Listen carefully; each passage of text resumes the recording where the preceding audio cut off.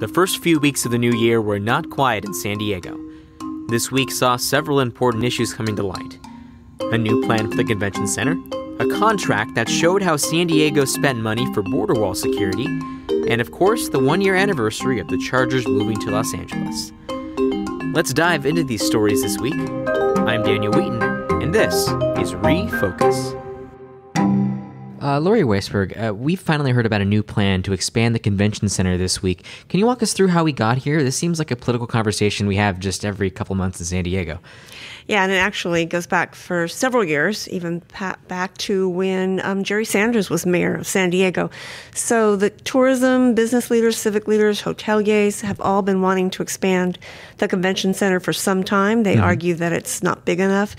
Whether it's Comic-Con, which is still here, they haven't left even though they say it's not big enough, but really big, lucrative medical conventions, a lot of associations that are larger that have to go to cities like Vegas and Chicago, Orlando, because they say they can't fit here, and we could benefit from so much more business if we were to build a $600, $700, $800 million convention center expansion. So as you said, it's been going on for a long time. The real sticking point is how to pay for it. And so a few years ago, the hoteliers thought they could form like an assessment district, and they, among themselves, the hotel owners, approved an increase of 1 to 3 percentage points more in the hotel tax, and all the hotel owners passed it, and they were going to go along, and that's how they're going to fund it. But recognizing that it may not be kind of legally kosher, it went to court, and it was ultimately, to make a long story short, the appellate court ruled that that this was unconstitutional, that voters have to vote on that. So the original plan was just hoteliers saying, yes, we'll do this, and now voters have to agree to it. What is the sentiment on passing this kind of thing? Because California is sometimes one of those rare places where people actually vote to raise their taxes. But San Diego is a city, a region that's really averse to tax increases, and it seems like, for the most part, with a few exceptions, especially in the city of San Diego, when they've tried to raise the hotel tax before to actually pay for police services, fire services. That didn't go well. So they're hoping that with this very fulsome measure that has not just the convention center expansion in it, but it's kind of got things that maybe everybody can like or different people can like. It's got fixing potholes, although that's the least amount of money in that, and then addressing homelessness, which become a huge issue in San Diego. Not only is it affecting the tourism industry, but it's people. It's real lives and people. There's not enough places to house them, and so for the first time there would be, they're saying, a very large dedicated revenue stream for homeless, and that this is over 42 years. If this were to pass, $2 billion, they say, would go to homeless, whether it's services or building new housing. Yeah, and it seems like the only way to get this passed would be to have a big enough constituency that would support it. So hence this kind of three-pronged approach, correct? Right. And I think they're thinking that as much as they think the convention center expansion would resonate with voters, I think they're believing that it will resonate even more if you have these other hot button things in there that forevermore will create a stream of revenue for these things that you wouldn't have to keep reallocating or going hat in hand to the city to get that money. And also, could you frame the conversation about how important the convention center is to San Diego? It's something that can be easy to be taken for granted. So what's at stake? So what they say is at stake is that conventions they argue, is a very competitive business, and that we compete with other big cities, whether it's San Diego, Anaheim, or, as I said, Las Vegas, Orlando, cities in the Midwest, Chicago. So it's not so much the money that they get. They do get money from people renting out the convention center and food and beverage, but the big revenues, they say, are the hotel stays that are associated with that, and that in turn generates hotel tax revenues. People, eating in restaurants, all that sort of economic impact. They say that this project itself would generate, if it were built, would generate about 7,000 permanent jobs. But again, they say we're losing out on hundreds of millions of dollars in activity and hotel stays, et cetera, if we don't expand it. San Diego is always in the top 5 destinations, and it's not going to suffer if there's an expansion. They're just saying but look how much more money we could get. Others will say, if you look at how much you're spending to do this, is it really worth it? Is it really worth the money you're putting into? They will always say yes. Others will say no, not necessarily. Mm-hmm. And also, where would this expansion go? The convention center is a large part of the Marina district, so where would they put something that would greatly increase the square footage? Right. So it wouldn't get, if you think of it on Harvard Drive, it wouldn't get longer or wider. It would actually go behind the convention center on the bay side where I think you've got a lot of loading docks and things like that. Right now, it's probably not the most attractive side of the convention center, but that's where it would go. And that's another sticking point because that land is being claimed by somebody else to port tenants who have plans to build a big hotel there. Mm-hmm. It seems like everything on the bay is always a massive fight depending on who's at stake. So there are also other initiatives that are likely to crop up in the next couple of weeks. Why don't you speak about what are the kind of things that are in the oven that may actually come forward in the future? Well, Councilman David Alvarez, one of the councilmen on the obviously one of the councilmen, he's not real hot on this proposal. He thinks it's a proposal that only enriches wealthy hoteliers, as he puts it. He wants to get something on the ballot that would capture the growth in tax revenue and apply that to homelessness solutions. It's only for homelessness. There's another proposal that somebody from the San Diego Housing Federation wants to put together, basically a $900 million bond issue, again, just to raise money for affordable housing and to get the homeless off the streets. We don't know yet whether the council will go along with those two. Those are not measures that require signatures to be gathered in the same way that this one is. So would the council put these other measures on the ballot? We don't know that yet. Mm-hmm. And for this to be on the ballot, it has to get the number of signatures. So why don't you walk us through that process of getting it on the ballot? So they have to first formally publish the initiative, and then they plan to do this week, and then they have a 21-day waiting period before they can actually go out and collect signatures. You need more than 71,000 valid signatures, but because you want to make sure you have that many valid signatures, they're going to go for about 112,000 signatures. Then they turn it into the city clerk. It has to get verified by the registrar. Ultimately, it goes back to the council, and they have to formally put it on the ballot. Mm-hmm. So, and then, if it gets on the ballot, they have to get their goal is to get 2/3 majority of the electorate. Yeah, a lot of steps, but who's to say? Especially as this being a very contentious issue. And what do some of the homeless advocates feel about being tied to this? Like, obviously, it is kind of a sore subject in a way of like, hey, why not just have an initiative for us, given that this is such an intense problem in San Diego? Well, that was the position for a long time, and that is still a position among some homeless advocates. In the coalition, though, that came together this week, they did have homeless advocates there supporting them, like Father Joe's Villages, which we know, is long associated with the homeless services and housing. So they do have some key advocates in their corner. Bob McElroy, a longtime leader of his group, provides services for the homeless and housing. So you do have some key figures in the homeless community that are backing this. And another key supporter of this is organized labor.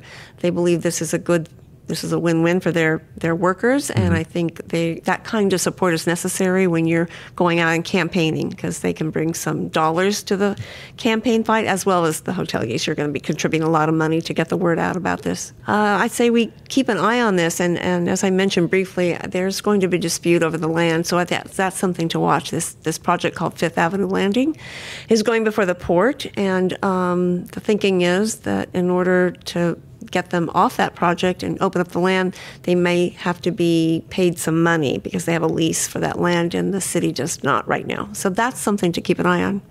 All right, Lori, thank you so much. Thank you. Also, a document given to the Union-Tribune showed that the city spent more than $250,000 on security for President Donald Trump's border wall prototypes in Otay Mesa. Chances are, the city won't be reimbursed by the federal government. Here's Watchdog reporter Greg Moran discussing the story on KPBS Roundtable. Well, the wall is a nice segue to a story Greg had this week because, of course, we've had these prototypes here, wall prototypes down to the border here, and turns out there's been a lot of security provided by local police, and it's costing a lot. How much? It is. It's cost the city of San Diego about $278,000 to $280,000 in terms of overtime, supplies that they felt they needed, some services that they brought in to be out there and patrol the area. I know Jim was down there a few times when, there was a lot of consternation, I think some concern among the security, the policing agencies, law enforcement agencies here in San Diego County before the project began on September 26th, that there might be large-scale protests, could be a big problem. Homeland Security had sent out a 3-page memo to local law enforcement saying, we're getting some intelligence that there could be large-scale protests, it could be violent. And they likened it to the protests for the Dakota Access Pipeline project. Recall that those large-scale campouts went on for weeks. So I think that kind of got the local law enforcement agencies ready, but nothing happened. They were out there. I was out there frequently every week, sometimes a couple of times a week. We had a photographer report out there almost every day. There wasn't a protest. There wasn't a march. There wasn't a sign. There wasn't a mild objection from any. There was nobody out there, really. They were essentially kind of guarding the wind. So hundreds of thousands tied up with San Diego City, some with the county as well. How's the city council reacting? Because the feds aren't going to pick this up. This is not on local taxpayers. They are not. I kind of asked about that, if there was any reimbursement or any way to get paid for this, and apparently there isn't. I spoke to Georgia Gomez, the council person from, I think it's the 9th District, who was opposed to the wall and who had kind of authored or fostered a resolution of the city council that expressed, the city's objection to this. And she said, this is ridiculous. This is a waste of money, that the city ought not to have had to expend for what she and other people see as not only sort of an objectionable project, but a kind of bizarre theater. So is the city continuing to make that outlay, or maybe they should just pull back and leave the wall to its I think they have. I think that now that the project is done, there aren't any construction workers out there. There's no, the walls are there as this kind of Stonehenge-like display. I don't think that they're patrolling anymore. I think it was mostly for a month.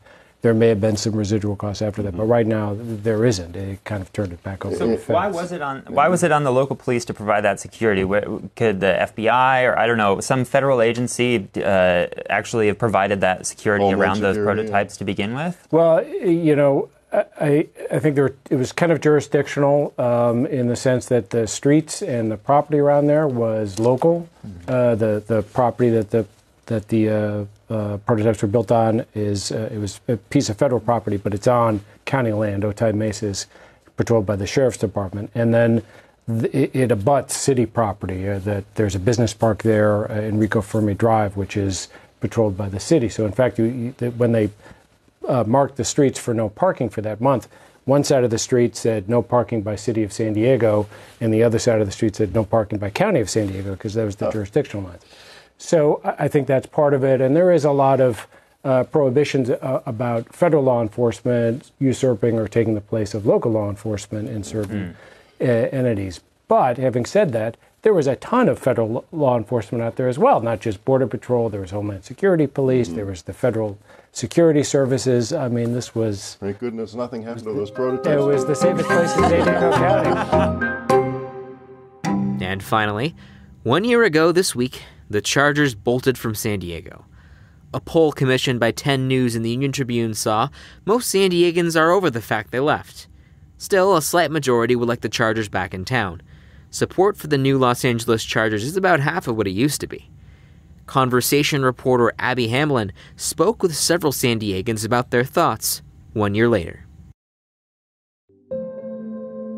The Chargers announced the team was leaving San Diego on January 12th, 2017, exactly 1 year ago. A few days ahead of the anniversary, we asked San Diegans if their thoughts on the team had changed.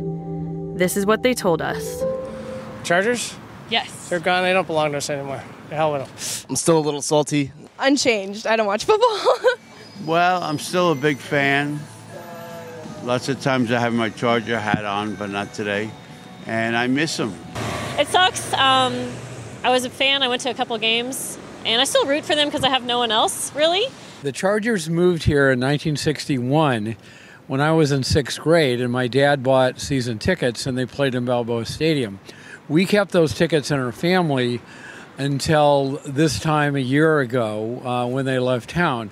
So obviously I have a lot invested in the team, followed them very closely. I was upset when they left, but, you know, life goes on. After they left, I can't say that I really miss them. You know, I feel sorry for the fans who were dedicated fans, you know, that I hated to see them go and then felt kind of betrayed going somewhere else. I'm a Seahawks fan, so I'm glad they left. Chargers fans can be a little crazy.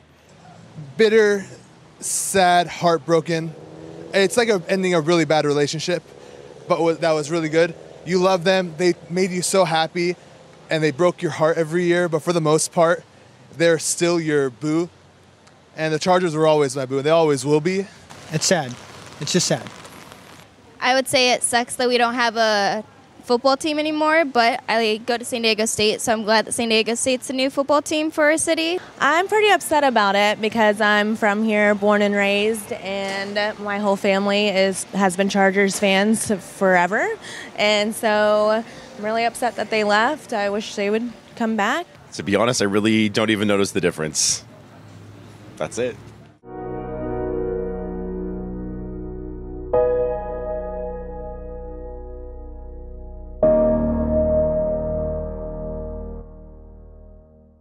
Refocus is a production of the San Diego Union-Tribune. This podcast was produced by myself, Lauren Flynn, and Laura Hockley. Recommendations help our podcast grow, so please rate and review this episode. Until next week. Next week.